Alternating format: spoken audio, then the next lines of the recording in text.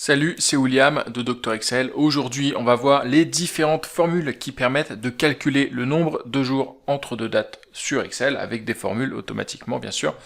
Donc là, j'ai deux dates et on va voir différentes formules pour le faire. On va voir les formules jours, on va voir plein de choses, je vais te le dire après.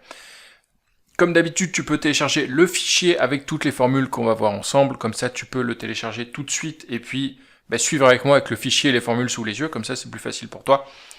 Le lien est juste en dessous de la vidéo, et puis donc tu pourras télécharger le fichier, et puis une formation et 3 guides gratuits pour devenir un pro d'Excel. Tout ça, c'est sous la vidéo. Ce qu'il faut bien comprendre avec les dates sur Excel, c'est qu'une date, c'est juste un nombre. Je vais copier cette date ici.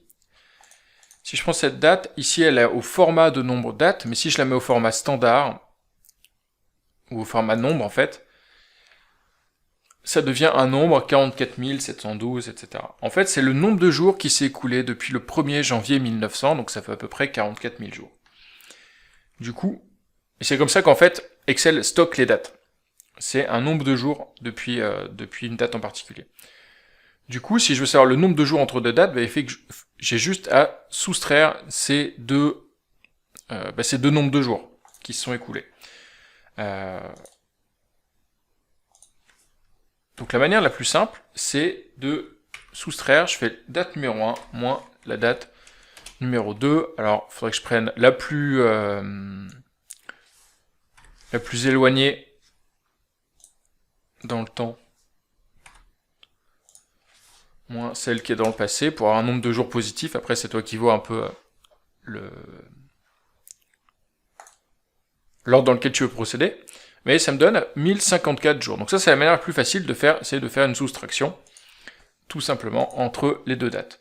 Il y a une autre fonction qui s'appelle la fonction jour, qui permet de faire jour de la date de fin, point virgule, la date de début, et qui te donne, pareil, le nombre de jours entre ces deux dates.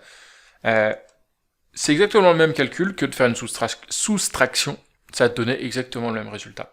Simplement, peut-être que c'est plus facile pour toi si tu savais pas que une date c'était un nombre de jours depuis le 1er janvier 1900, mais c'est le même fonctionnement. L'autre utilité, c'est que tu vas pouvoir travailler sur des dates en termes de chaîne de caractères, si elles sont une chaîne de caractères. Donc si je fais date de 1900, je vais prendre les mêmes dates, 19 avril 2025 et 31/05 2022. Si je fais jour de ça, ça marche. Par contre, si je faisais la différence entre les deux, alors Excel s'améliore et Excel est de mieux en mieux. Pour déterminer, si tu veux, pour comprendre un petit peu ce qui est une date et ce qui ne l'est pas. Donc ça se trouve, il va quand même le reconnaître. Mais normalement, en tout cas dans les versions d'avant, si tu faisais ça, ça ne fonctionnait pas. Alors maintenant il le reconnaît aussi, il arrive à savoir que ce format-là, c'est une date, et donc il te fait la conversion en date, et puis il te fait le bon calcul de jour. Donc il faudrait peut-être faire un format un peu plus tarabiscoté.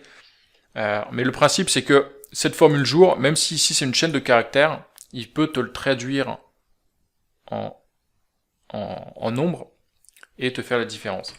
Peut-être que si je fais un truc un peu plus complexe, tu vois, si je fais 19 avril,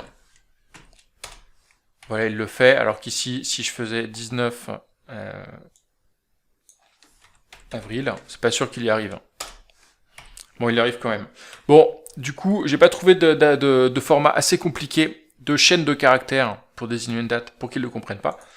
Mais l'idée, c'est qu'en tout cas, c'est plus sûr de le mettre dans une fonction jour si, tu vois, si le nom de la date est écrit en toutes lettres et s'il est un peu complexe, et c'est pas sûr qu'Excel arrive à comprendre tout de suite que c'est un nom.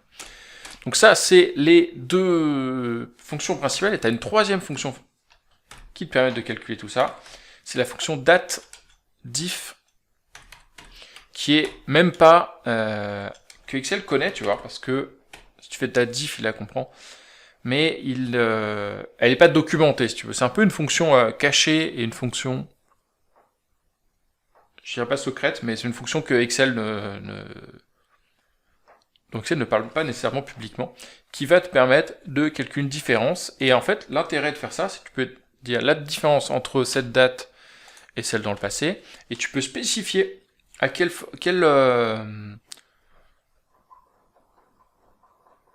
format tu veux l'afficher. Donc je peux dire par exemple, je veux le nombre de jours.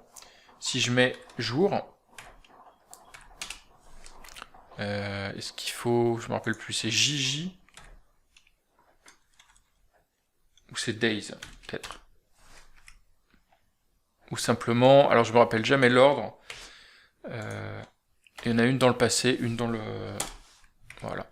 Si je mets day, parce que jour ça marche aussi, ouais.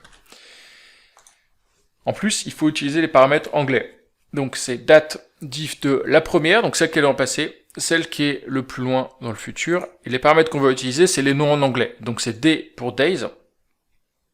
Donc si je veux le nombre de jours, ça va être M pour mois. Donc là, on va afficher le nombre de mois entre deux dates. Ça va être 34 mois, et tu peux afficher le nombre d'années, et ici ça va être Y pour hier. Ça va dire 2 ans. Et ça te donne le nombre d'années complètes, et tu as des paramètres plus complexes aussi. C'est-à-dire que tu peux utiliser... je vais copier la formule.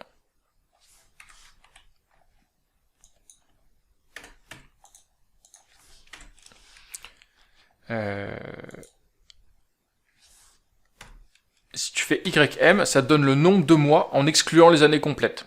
Donc, et pareil, si tu fais cette formule et que tu mets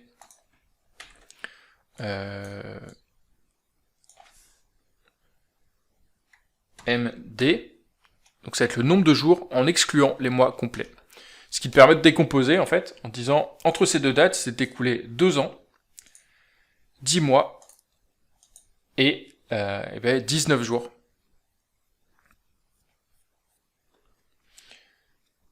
Entre ces deux dates.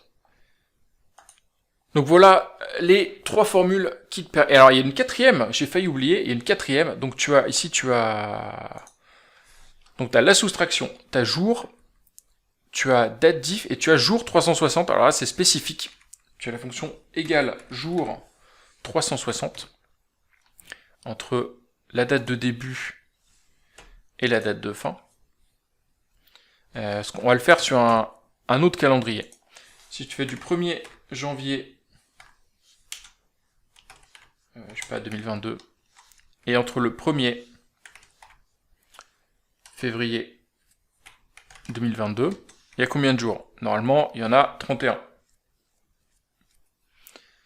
Sauf que si je fais jour 360, ça me calcule la différence entre deux dates en se basant sur un calendrier de 360 jours. Alors c'est quoi l'intérêt? L'intérêt c'est une application bancaire principalement. Alors moi je l'ai jamais utilisée personnellement, mais principalement dans les méthodes de calcul bancaire, par exemple de taux d'intérêt, etc.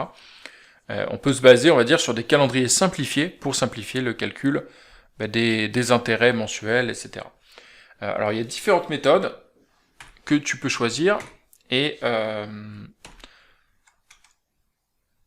début, date de fin, et puis la méthode. Ce qui est intéressant, c'est de voir qu'il n'y a que 30 jours entre les deux, alors que si tu fais la soustraction bête et méchante, hop, tu en as 31.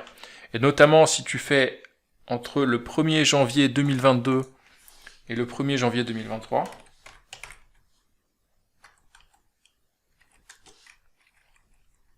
et la différence